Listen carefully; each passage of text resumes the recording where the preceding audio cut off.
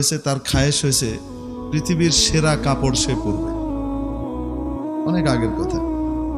এখন সেই কাপড় কই পাওয়া যাবে?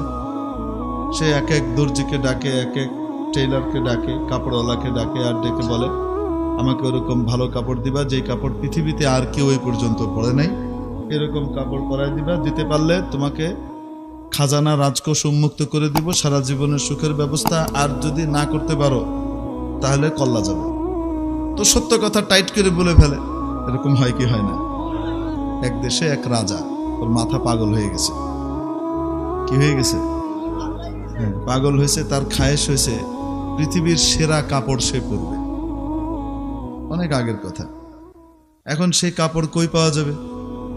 সে এক এক দর্জিকে ডাকে, এক এক টেইলারকে ডাকে, কাপড়ওয়ালাকে ডাকে, আর ডেকে বলে আমাকে ওরকম ভালো কাপড় দিবা যেই কাপড় পৃথিবীতে আর কেউ এই পর্যন্ত পরে নাই, এরকম কাপড় পরায় দিবা, দিতে পারলে তোমাকে খাজানা রাজকোষ উন্মুক্ত করে দিব, সারা জীবনের সুখের ব্যবস্থা, আর যদি না করতে পারো তাহলে কল্লা যাবে।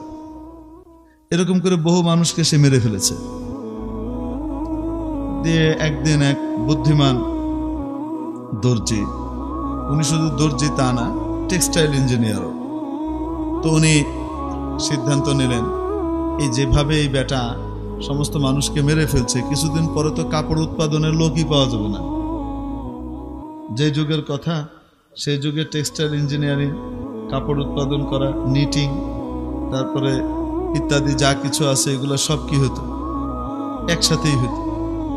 পরে আস্তে আস্তে ভাগ হয়েছে। যে বেটা কাপড় বানাতো সাধারণত ওই বেটাই মানে তুলা থেকে সুতা, সুতা থেকে কাপড়, ওই কাপড় থেকে আবার দর্জি কি করতো? বানায় দিত। একই ব্যক্তি সবগুলাই করত। এখন যেভাবে মারছে, কিছুদিন পরে তো কাপড় বানানোর লোক পাওয়া যাবে না।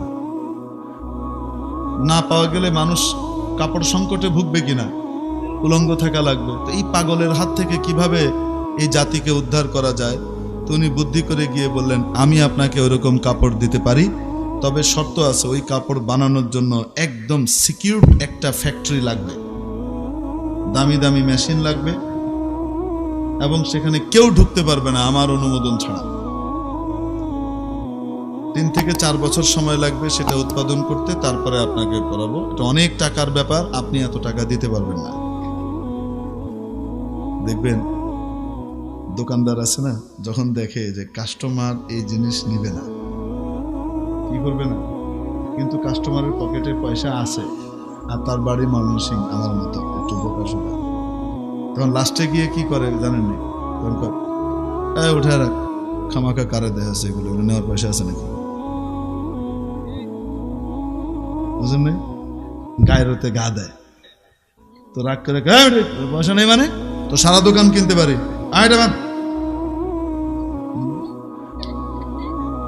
নোয়াখালীর দোকানদার আর আমার মতো বেকুব কাস্টমার হইলে এই দশাই হবে। বুদ্ধিমান, কেন ওনার তো বুদ্ধি বেশি। উনি কি কয়, ভাই এত টাকা লাগবে, আপনি এত টাকা দিতে পারবেন না, অতএব রাজার লাগছে গা, পাগল তো বেকুব, কত টাকা লাগবে, যা চাই তাই দে, বানান, আপনি বানান। এখন সে বানানো শুরু করছে, বিশাল ফ্যাক্টরি বানাইছে।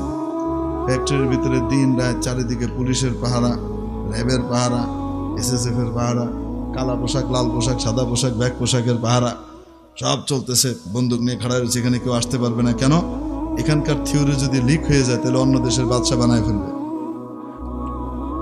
অত্যন্ত গোপনীয়তার সাথে চলতেছে, খটখট খটখট খটখট খটখট খটখট, দিন রাত খটখট খটখট চলে। আসলে কিছু বানায় না, খামাখা খালি মেশিন চলে, খাইলা মেশিন চলে, আর কি কিচ্ছু বানায় টানে না। আর কাঁড়ি কাঁড়ি টাকা আনে, আর টাকা এনে করে কি হে, এর বাড়িতে এলাকায় জমি কিনে বাড়ি বানায়, এই করে সেই করে। আর ওই যে যাদের কল্লা টল্লা কাটছে এদের পরিবারকে কি করে, তলে তলে টাকা দেয়। বুঝছেন না? 2 বছর পরে বাদশাকে জানাইলো সেই কাপড় রেডি মহারাজ। কয় বছর পরে? এতদিনের টিয়া লই একেবারে রাজকোষ খালি করিয়া দিয়েছে। ও আচ্ছা, তো কবে হবে? অমুক দিন আসবো, আমরা পড়াবো, রাষ্ট্রের সকলকে দাওয়াত দেওয়া হোক, গণ্যমান্য ব্যক্তিদেরকে, রাজামশাই এই পোশাক পরবে। এখন নিয়ে আসছে, পোশাক আনার সময় জমকালো, টাকা তো আর কম নেয় না, এই টাকা দিয়ে নিজের পোশাক টোশাক হেভি পড়ছে, একেবারে সব চামচা মুমচা যা আনছে এগুলোরও পোশাক হেভি। বিরাট এক লাল মখমলের বক্স, সেই বক্সকে আবার 4-5 জন কাঁধে করে নিয়ে আসতেছে, একদম রাস্তা করে আনছে, উনি বসছেন। ওই পোশাক রাজাকে বলছে আপনাকে রাজ দরবারেই পরাবো, এত দামি পোশাক এটা কোথায় পরাবো, রাজ দরবারেই পরাবো। এই কাপড়ের বৈশিষ্ট্য কি? এই কাপড়ের বৈশিষ্ট্য হলো এই কাপড়